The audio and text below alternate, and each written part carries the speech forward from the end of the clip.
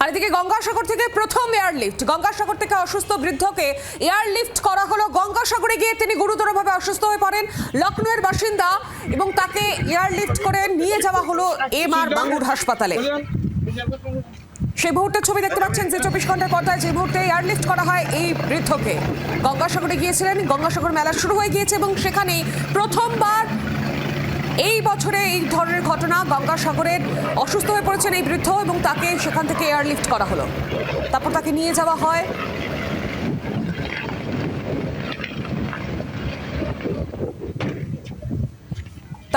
হয় এমআর বাঙ্গুর হাসপাতালে। আরো বিস্তারিত জানাবেন, টেলিফোন লাইনে রয়েছেন প্রতিনিধি কমলাক্ষ ভট্টাচার্য। কমলাক্ষ, তার শারীরিক অবস্থা এখন কেমন রয়েছে, কিছু কি জানা যাচ্ছে?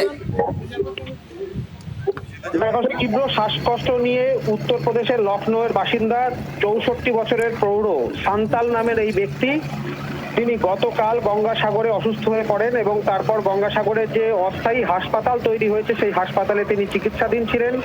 আজকে তার শারীরিক অবস্থা আরো গুরুতর হওয়ায় তাকে এই মুহূর্তে গঙ্গাসাগরের যে হেলিপ্যাড রয়েছে সেই হেলিপ্যাড থেকে এয়ারলিফট করে কলকাতার এমআর বাঙ্গুর হাসপাতালে উদ্দেশ্যে নিয়ে যাওয়া হয়েছে। এবছর গঙ্গাসাগরে এটি প্রথম এয়ারলিফট হলো।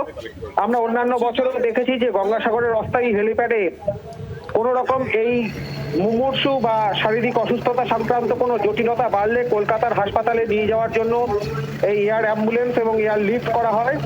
সেই মতোই কিন্তু এবছর গঙ্গাসাগর মেলা শুরু হয়ে গিয়েছে ইতিমধ্যেই 10 তারিখ থেকে। সেই মেলায় আজকে প্রথম এয়ার লিফট এবছর এই সান্তাল বলে এই ব্যক্তিকে, যিনি উত্তরপ্রদেশের লখনউয়ের বাসিন্দা, তাকে এমআর বাঙ্গুর হাসপাতালের উদ্দেশ্যে নিয়ে যাওয়া হচ্ছে। সৌমি, ধন্যবাদ কমলাক্ষ।